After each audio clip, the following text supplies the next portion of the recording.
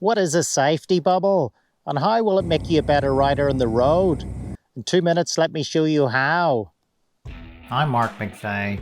I've been riding safely on the road and racing on track for 35 years. After working as a MotoGP engineer, I founded the Riders Academy in Australia. Today I run the motoDNA Digital Academy, online and data-driven, teaching riders all over the world. The safety bubble or safety buffer is often the simplest way to ride defensively. It's like an imaginary force field surrounding you and your bike to give you space to hazards. The more space you give yourself, the more time you have to react. When the safety bubble gets smaller, you reduce your speed as your space gets smaller too. I see lots of confusion about using a safety bubble in a corner.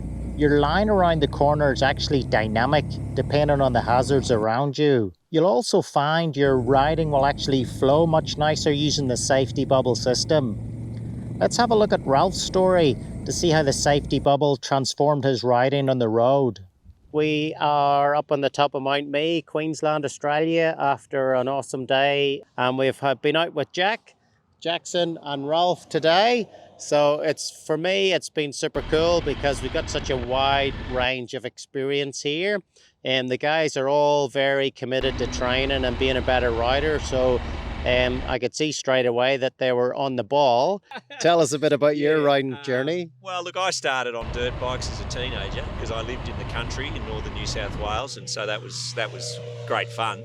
Had some stacks, of course, but then got onto road bikes as soon as I could get a licence, and rode pretty consistently for from probably 18 to sort of 28. So maybe a decade, I probably had a bike in the shed, right? I said, righto, we got to go and do some defensive riding training.